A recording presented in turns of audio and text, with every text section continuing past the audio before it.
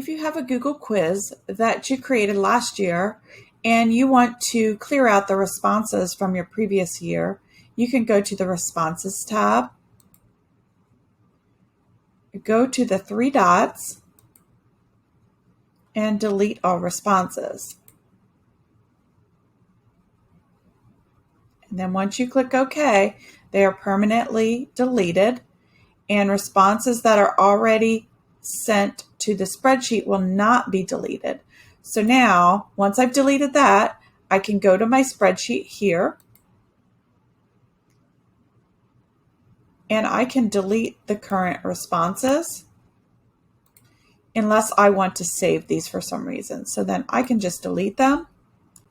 I can select these rows that the responses are in, right-click, and delete these rows.